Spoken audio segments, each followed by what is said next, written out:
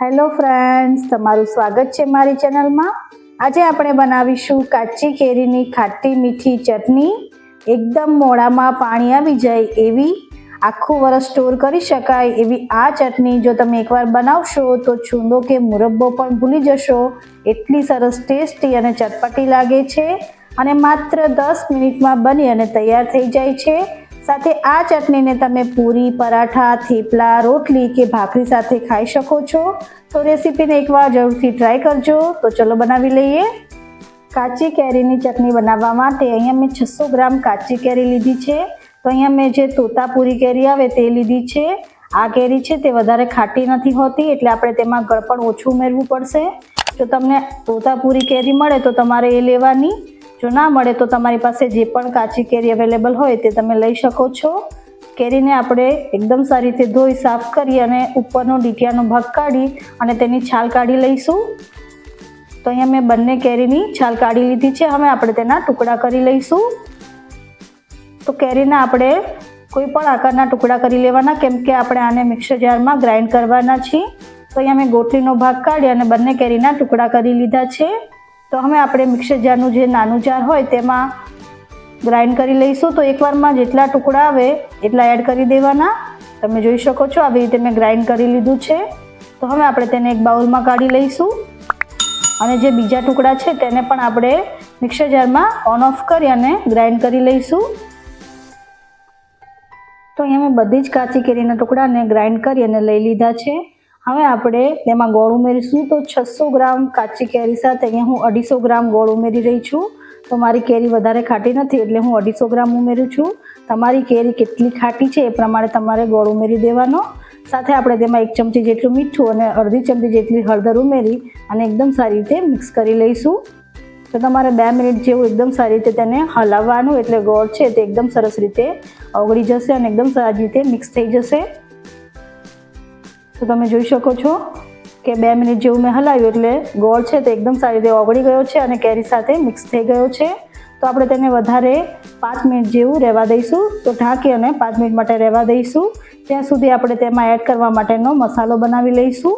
તો એની માટે એક પેનમાં 3 થી 4 જેટલા સૂકા મરચાં, એક તજનો ટુકડો, 3 થી 4 જેટલા લવિંગ, અડધી ચમચી જેટલા કાળા મરી, 1 ચમચી જેટલું જીરું અને સાથે 1 ચમચી જેટલી વરિયાળી ઉમેરીશું। સાથે ચપટી જેટલા મેથીના દાણા ઉમેરીશું અને બધી જ વસ્તુને આપણે મીડિયમ ફ્લેમ રાખી અને 2 મિનિટ માટે શેકી લઈશું। 2 મિનિટમાં આપણી બધી જ વસ્તુ એકદમ સરસ રીતે શેકાઈ ગઈ છે। તો હવે આપણે ગેસની ફ્લેમને બંધ કરી દઈશું અને તેને 2 મિનિટ માટે આપણે ઠંડુ થવા દઈશું। ઠંડુ થઈ જાય એટલે આપણે તેને એક મિક્સર જારમાં કાઢી લઈશું। સાથે આપણે તેમાં અડધી ચમચી જેટલું સંચળ પાવડર ઉમેરીશું, 2 થી 3 ચપટી જેટલી હિંગ અને 1 ચમચી જેટલું કશ્મીરી લાલ મરચું પાવડર ઉમેરી દઈશું અને એકદમ સારી રીતે તેને પીસી લઈશું। તો તમે જોઈ શકો છો કાચી કેરીની ચટણીમાં ઉમેરવા માટે એકદમ સરસ એવો આપણો મસાલો રેડી છે। આ મસાલાથી ચટણીનો ટેસ્ટ છે તે ખૂબ જ સરસ આવે છે। કેરી અને ગોળના મિશ્રણને 5 મિનિટ જેવું થઈ ગયું છે, આપણે ચેક કરી લઈશું। તો તમે જોઈ શકો છો ગોળ અને કેરી બધું એકદમ સરસ મિક્સ થઈ ગયું છે અને તેમાંથી બહુ જ બધું ગોળનું પાણી પણ થયું છે। તો હવે આપણે તેને ગેસની ફ્લેમને ચાલુ કરી અને એક પેનમાં લઈ લઈશું। ગેસની ફ્લેમને આપણે મીડિયમ રાખીશું અને સતત તેને હલાવતા રહેવાનું છે। તો 5 મિનિટ જેવું આપણે તેને સતત હલાવતા રહી અને થવા દેવાનું, એટલે કેરી છે તે એકદમ સરસ ચડી અને ટ્રાન્સપરન્ટ થઈ જશે અને જે ગોળનું પાણી છે તે પણ બધું બળી જશે। તો તેને સતત હલાવતા રહેવાનું। 5 મિનિટ જેવું થઈ ગયું છે। તમે જોઈ શકો છો કે તેમાં રહેલું ગોળનું પાણી છે તે બળી ગયું છે અને કેરી પણ ચડી અને થોડી ટ્રાન્સપરન્ટ થઈ ગઈ છે। તો આપણે તેને વધારે 2 થી 3 મિનિટ માટે થવા દઈશું। તો હવે આપણે તેને ઢાંકી દઈશું અને ઢાંકી અને 2 મિનિટ જેવું વધારે ચડવા દઈશું। 2 થી 3 મિનિટ જેવું થઈ ગયું છે। તો તમે જોઈ શકો છો કે એકદમ સરસ ઘટ થઈ ગયું છે અને તેમાં રહેલું બધું જ પાણી છે તે ઓગળી ગયું છે અને કેરી પણ એકદમ સરસ ચડી ગઈ છે અને તેનો કલર પણ ચેન્જ થઈ ગયો છે। તો હવે આપણે તેમાં જે મસાલો બનાવીને રાખ્યો છે તે ઉમેરી દઈશું। તો અહીંયા હું બધો જ મસાલો છે તે હું ઉમેરી દઈશ। તમે તમારા ટેસ્ટ પ્રમાણે વધારે કે ઓછો કરી શકો છો।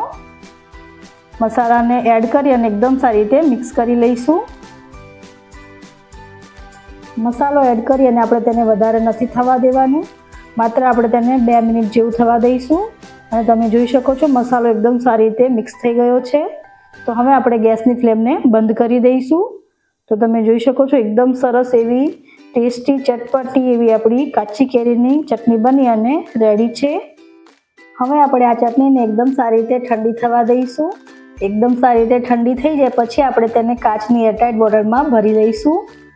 તો અહીંયા એ વાતનું ખાસ ધ્યાન રાખવાનું છે કે ચટણી ઠંડી થઈ જાય પછી જ આપણે તેને એરટાઇટ બોટલમાં ભરીશું. તો આ ચટણીને તમે એકવાર બનાવી અને આખા વર્ષ માટે ફ્રીજમાં સ્ટોર કરી શકો છો અને બહાર આ ચટણી 2 થી 3 મહિના માટે સારી રહે છે.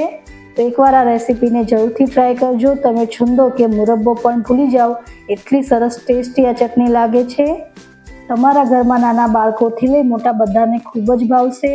તો તમે જોઈ શકો છો કે જોતાં જ મોઢામાં પાણી આવી જાય ને એવી આ સરસ ટેસ્ટી ચટણી બની છે. તો એકવાર આ રેસીપીને જરૂરથી ટ્રાય કરજો. એકવાર બનાવી અને આખા વર્ષ માટે તમે તેને પૂરી, પરાઠા, થેપલા કે ભાખરી સાથે ખાઈ શકો છો. જો તમને મારી આ રેસીપી સારી લાગી હોય તો રેસીપીને લાઈક કરી અને વધારેમાં વધારે શેર કરજો. અને કેવી રેસીપી લાગી તેની માટે એક કમેન્ટ પણ કરજો. આવી જ નવી રેસીપીઓ જોવા માટે મારી ચેનલને સબસ્ક્રાઈબ કરી દેજો અને બાજુમાં આપેલી બેલ આઇકનને પ્રેસ કરજો જેથી મારા નવા રેસીપી વિડીયોની નોટિફિકેશન મળે. આવી જ એક નવી રેસીપી સાથે ફરીથી મળીશું.